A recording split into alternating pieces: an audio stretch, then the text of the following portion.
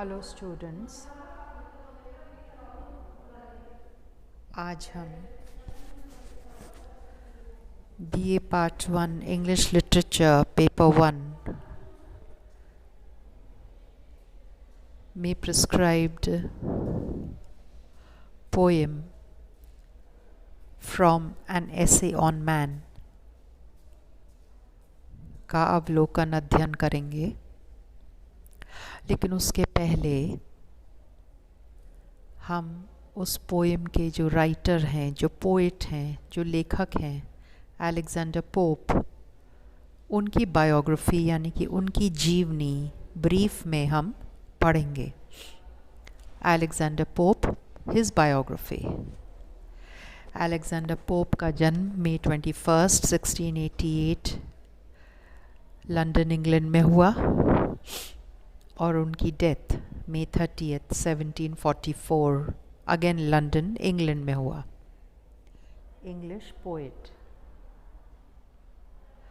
The English poet Alexander Pope is regarded as one of the finest poets and satirists, यानी कि व्यंग्यकार, people who use wit or sarcasm to point out and devalue sin or silliness of the Augustan mid-17th to mid-18th century English literature period, and one of the major influences on English literature in this time and after.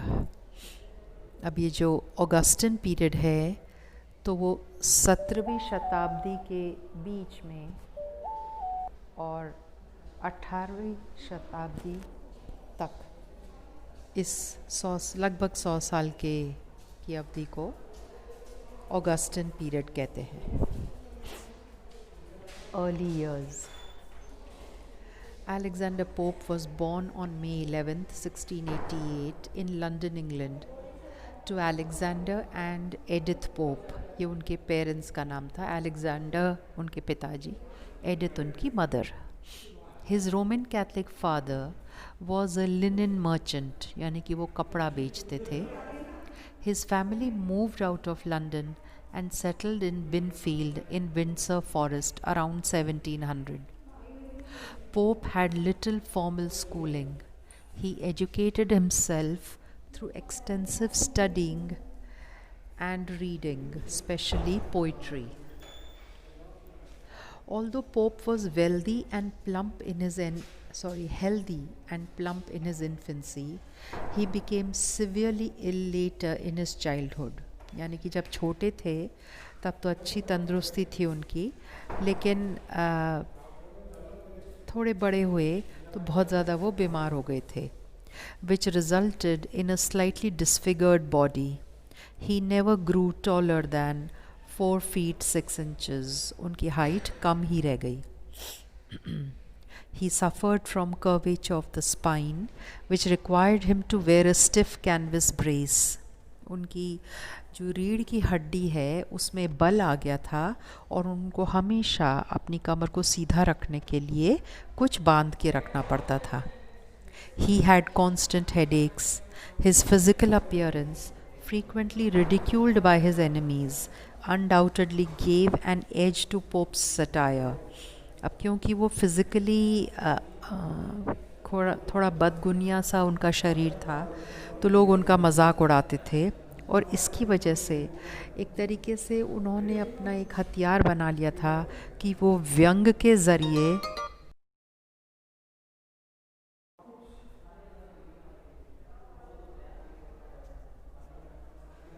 undoubtedly gave an edge to Pope's satire, that is humor aimed at human weaknesses. व्यंग वो तरीका होता है जब आप इंसानी कमज़ोरी को उजागर करने के लिए आप सामने वाले का मजाक उड़ाएं। But he was always warm-hearted and generous in his affections for his many friends. Early poems. Pope was precocious. Precocious meaning he showed the characteristics of an older person at a young age. As a child, and attracted the notice of a noted bookseller who published his pastorals, published in 1709. By this time, Pope was already at work on his more ambitious essay on criticism, 1711, designed to create a rebirth of the contemporary literary scene. The Rape of the Lock, 1712, immediately made Pope famous as a poet. It was a long, humorous poem in the classical style, likeness to ancient Greek and Roman writing. यानी कि rape of the lock एक व्यंग लिखा था उन्होंने उस समय उनके जीवन काल में समाज में जो कुरीतियाँ थी एक तरीके से उसमें का मजाक उड़ाया था उन्होंने और ये जो पोएम थी ये क्लासिकल यानी कि पुराने ज़माने में जो लेखनी हुआ करती थी कविता लिखने का जो तरीका होता था वो ही तरीका ग्रीक एंड रोमन राइटिंग को उन्होंने अपनाया था. Instead of treating the subject of heroic deeds though, the poem was about the attempt of a young man to get a lock of hair from his beloved's head. ना पुराने ज़माने की कविताओं में तो बड़े बड़े विषय लिए जाते थे, महाकाव्य बनते थे, लेकिन पोप ने इस पोएम में एक उस ज़माने की सोसाइटी में एक रियल इंसिडेंट हुआ था, एक सच्ची घटना घटी थी जब एक आदमी ने जिस महिला से वो मोहब्बत करते थे उस चुपचाप से चोरी छुपे वो उनके सर से एक बालों का गुच्छा निकालना चाहते थे और वो निकालने में सफल भी हुए. इस बात को लेकर बहुत हंगामा हुआ था उस ज़माने में और उसी इंसिडेंट को उसी घटना को उन्होंने कविता में उतार दिया. It was based on a true event that happened to people he knew. Several other poems were published by 1717, the date of the first collected edition of Pope's works. Translations of Homer. Now Homer Greece के यूनान देश के एक बहुत पुराने आदिकाल के कवि रहे हैं. वो ब्लाइंड थे, अंधे थे, लेकिन उन्होंने महाकाव्य लिखे हैं और पोप ने होमर की पोएम्स जो कि ओरिजिनली ग्रीक लैंग्वेज में लिखी गई थी उनको इंग्लिश में ट्रांसलेट किया. Pope also engaged in poetic imitations and translations. His Masiha of 1712 was an imitation of Virgil. Virgil भी एक बिफोर क्राइस्ट एक पोइट थे जो 70 BC से 19 BC तक जिनका जीवन काल रहा था. He also did a version of Geoffrey Chaucer's 13 Geoffrey Chaucer एक इंग्लिश राइटर रहे हैं. Geoffrey Chaucer's poetry in the English of Pope's day, but it was Pope's versions of Homer. Homer lived before 700 BCE that were his greatest achievement as a translator. Pope undertook the translation of Homer's Iliad because he needed money. The interest earned from his father's annuities, यानी कि money from investments, had dropped sharply. यानी कि उनके father ने जो पैसा बचत के लिए रखा था और उस पैसे से जो उनको इंटरेस्ट मिलता था वो रेट ऑफ इंटरेस्ट कम होने से वो पैसा भी कम होने लगा. The translation occupied him until 1720. It was a great financial success.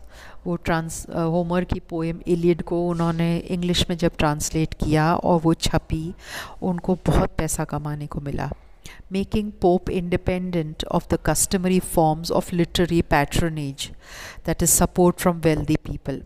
उस ज़माने में किसी भी लेखक को स्थापित होने के लिए किसी धनवान व्यक्ति का सहारा लेना पड़ता था जो उनको प्रमोट करता था, जो उनके पोएम्स या लेखनी को पब्लिश करने के लिए पैसा लगाता था. लेकिन अब पोप के पास इतना पैसा आ गया था कि वो खुद ही अपनी पब्लिकेशन कर सकते थे. And it was highly praised by critics. From the time parts of Iliad began to appear, Pope became the victim of numerous pamphlet attacks on his person, politics and religion. लेकिन अगर कोई प्रसिद्ध होता है तो उसको दुश्मनों का भी सामना करना पड़ता है, और पोप के साथ भी यही हुआ. एक तरफ तो उनकी इलियड के ट्रांसलेशंस बहुत फेमस होने लगे, दूसरी तरफ उनके व्यक्तित्व पर, उनकी राजनीति पर, उनके धर्म पर लोगों ने पैम्फलेट्स या पत्रिकाएं छापना शुरू कर दिया. उनके खिलाफ लोग ज़्यादा थे. From 1725 to 1726, Pope was engaged in a version of Odyssey. Now, Homer ने 2 महाकाव्य लिखे हैं, इलियड जिसका जिक्र अभी हुआ है ऊपर, एंड दूसरा है ओडिसी. तो इलियड पर काम पूरा करने के बाद अलेक्जेंडर पोप ने ओडिसी को इंग्लिश में ट्रांसलेट करना शुरू किया. He worked with 2 other translators, William Broome and Eliza Fenton. ये काम पोप ने अकेले नहीं किया था, वो 2 जनों के साथ मिलकर कर रहे थे. They completed half of the translation between them.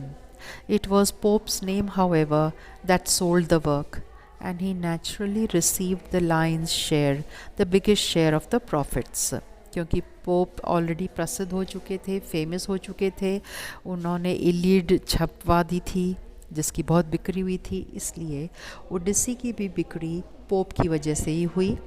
And नतीजा ये हुआ कि जो पैसा उनको काम के लिए मिला, ज़्यादा उसका शेयर पोप को ही दिया गया. द डंसिएड, पोप का एक अनदर फेमस वर्क.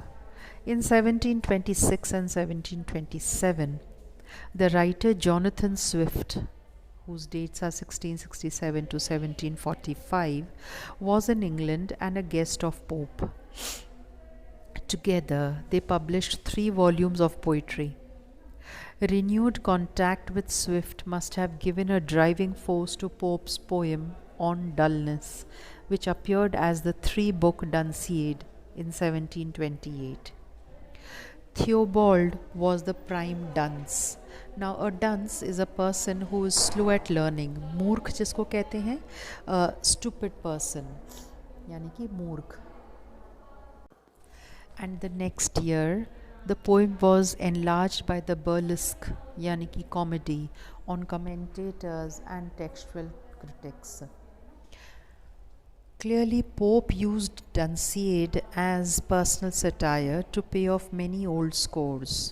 यानी कि इस बुक डंसिएड के माध्यम से उन्होंने बहुत लोगों से बदला लिया. But it was also prompted by his distaste for that whole process by which worthless writers gained undeserved literary prominence. Prominence meaning fame. The parody, meaning the comic imitation of the classical epic, was accompanied by further mock heroic elements, including the intervention of a goddess, the epic games of the second book, and the visit to the underworld, यानी कि पाताल लोक में जाना, and the vision of future glories. यानी कि इस poem में वो सारे फैक्टर्स थे, पहलू थे, जो एक किसी भी महाकाव्य में होने चाहिए. Indeed, despite its devastating satire, Dunciad was essentially a phantasmagoric treatment of a great comic genius, यानी कि created by the imagination. In 1742, Pope published a 4th book to Dunciad separately, and his last published work was the 4-volume Dunciad in 1743. An Essay on Man. Pope's friendship with the former statesman Henry St. John Bolingbroke stimulated his interest in philosophy and led to the composition of An Essay on Man. यानी कि उनकी मुलाकात Henry Saint John नाम के एक person से हुई, और उनसे बात करके वो प्रेरित हुए और उन्हें दर्शन शास्त्र में इंटरेस्ट होने लगा, और उसका नतीजा ये हुआ कि उन्होंने ये पोएम लिखी, an essay on man. Some ideas expressed in it were probably suggested by Bolingbroke. For example, the notion means the idea that earthly happiness is enough to justify the ways of God to man was consistent with Bolingbroke's thinking.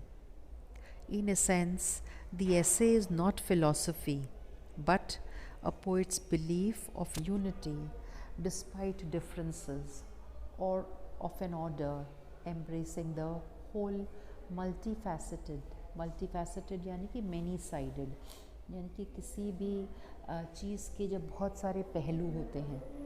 Creation. Pope's sources were ideas that had a long history in Western thought. The most central of these was the doctrine of plenitude. Plenitude doctrine यानी कि thesis या सिद्धांत. Plenitude यानी कि बहुत कुछ होना, which Pope expressed through the metaphors, a figure of speech in which words and phrases are used to find similarities in things that are not comparable, of a chain or scale of being. He also asserted that the discordant parts of life are bound harmoniously together. यानी कि pope का ये मानना था कि ज़िंदगी में कितनी ही कड़वाहट हो, कितने ही उलझने हों, लेकिन सब बातें एक दूसरे से जुड़ी हुई हैं और उसी का नाम ज़िंदगी है. Later years, Pope wrote imitations of Horace from 1733 to 1738. Horace was a Roman poet who lived from 65 to 8 BCE.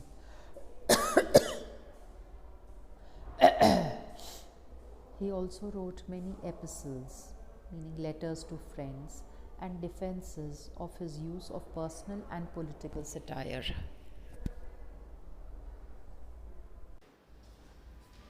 As Pope grew older, he became moral. He described his life as a long disease, and asthma increased his sufferings in his later years.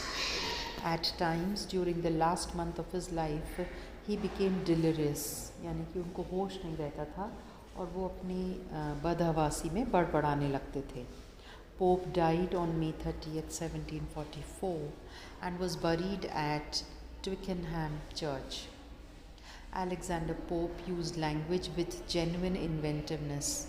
His qualities of imagination are seen in the originality with which he handled traditional forms, in his satiric vision of the contemporary world, and in his inspired use of classical models.